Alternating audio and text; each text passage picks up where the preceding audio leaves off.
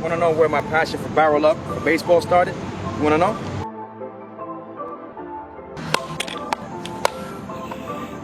It all started on a baseball field just like this, catching barrels at an early age. Welcome to BarrelUp Podcast.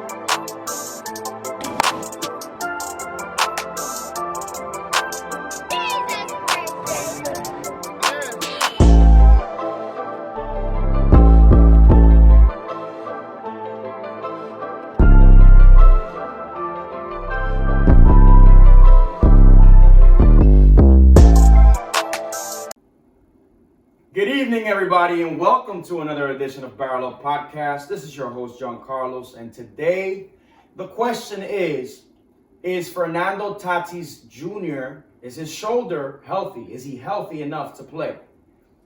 Before we start, don't forget to subscribe to the YouTube channel BarrelUp Podcast. Follow us on Twitter, BarrelUp Podcast /baseball. Follow us on Instagram, BarrelUp_baseball.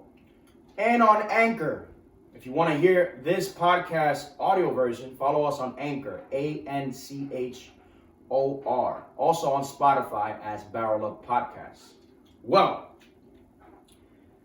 I want to thank all the fans for giving us the support that you have to this day. Thank you for faithfully supporting BarrelUp Podcast. We are in a new season. We are grateful to give you all the content that we do. I say we are a team, but I'm the only one here today. They'll be back. The guys will be back. And let's start the show. Fernando Tatis Jr. El Niño is back. I feel like I've said that 3 or 4 times this year. Yes, Fernando Tatis Jr. has been on the IL, on the injured list, for those who do not understand the acronym, IL. He's been on the IL for 3 or 4 years, 3 or 4 times this year, right? That doesn't stop his greatness. I'll tell you why. He has missed 32 games this year, and he comes back from an IL stint, from being in the IL, in the injured list.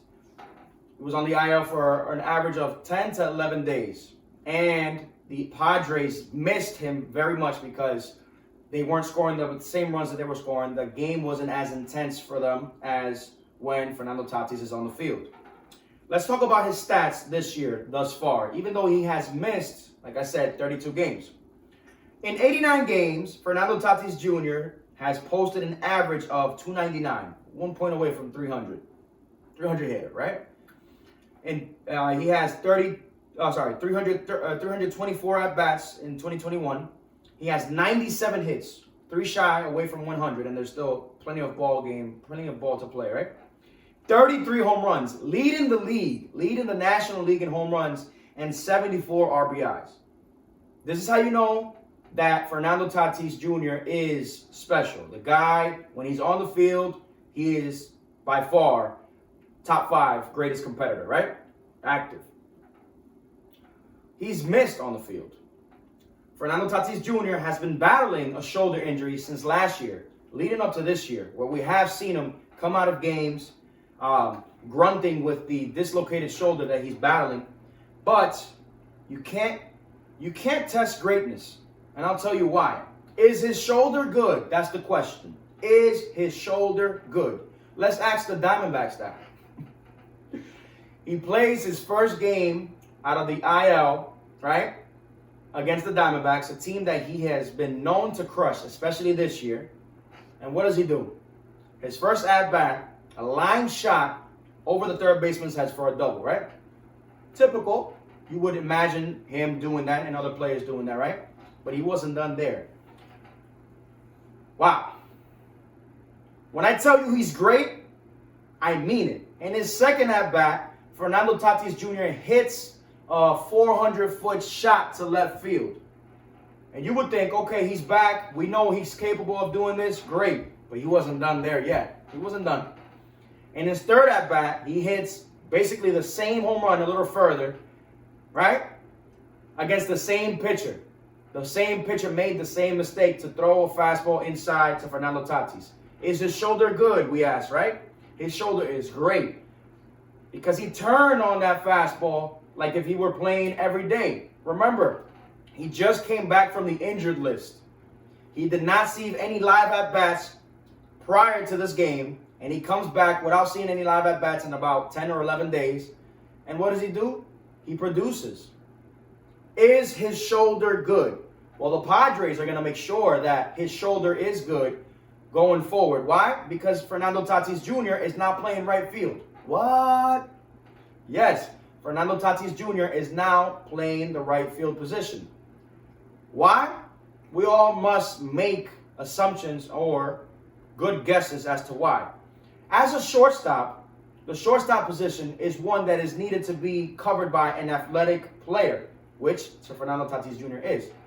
But we must take into consideration that the ground ball to the backhand is something that has been affecting Fernando Tatis Jr., right? Sliding into the base as well, head first, is also something that is affecting his shoulder. So the Padres and Fernando Tatis himself have made the decision to move him out to right field. Is this a permanent move? I'm not so sure. Is it something that the Padres should consider from here on out? Of course, because it puts less strain on the left shoulder, which Fernando Tatis Jr. is battling an injury, right? He doesn't have to go to his glove side on that backhand ball, ground ball to short, right? He doesn't have to spin.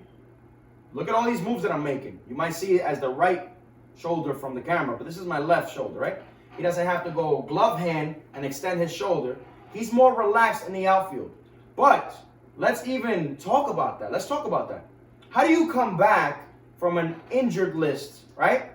And then you just have to go with the flow, learn how to play a new position mid-season, and play it just fine. Is his shoulder okay? His shoulder is great.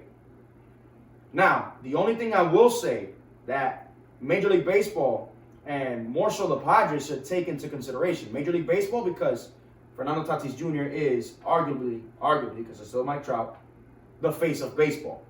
But the Padres have a big question in this offseason, and so does Fernando Tatis Jr. Will they operate the shoulder? We shall see if operation is needed, if surgery is needed.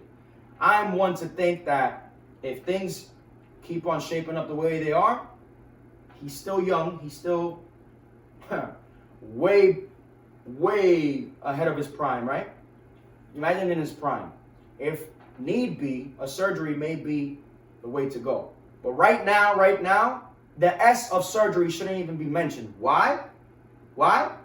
Because of the impact that he brings to the San Diego Padres.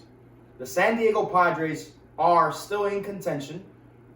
They're in third place right now, behind the Dodgers and the first place San Francisco Giants. But you have to see what happens to the Padres when Fernando is on the field versus when he's not on the field. He's the spark of that team. The best move that could have ever happened to the Padres and to Fernando Tatis Jr. is what? Moving him to the right field position. Only freaks of nature. Yes, listen to that. Only freaks of nature learn how to play a new position mid-season. This is how valuable Fernando Tatis Jr. is. We need that bat in that lineup. That's what they're saying. And we're going to get him in that lineup, and we're going to make sure that he is in the safest position to play, which is not putting a strain in the right field position. In the outfield, you could go innings without seeing it action. This is all favoring Fernando Tatis. Of course he wants to play shortstop.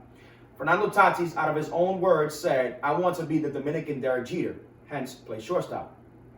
But right now, that's out of the question. You have Manny Machado at third.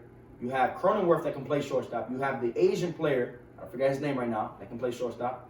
The best thing that can happen to Fernando is to stay in right field so that he can produce.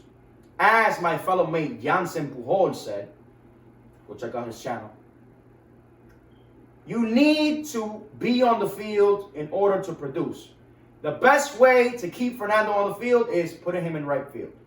I want to know your thoughts, guys. I want to know your thoughts. I want to know what you guys think about Fernando Tatis Jr. playing the right field position. What do you guys think about his major comeback, 2 home runs in his first game back out of the injured list? Don't forget to subscribe to the YouTube channel, BarrelUp Podcast. Follow us on Twitter, BarrelUp Podcast /baseball. Like this video, comment down below. Follow us on Anchor, ANCHOR. Follow us on Spotify, BarrelUp Podcast. And stay tuned for the next edition. I'm out.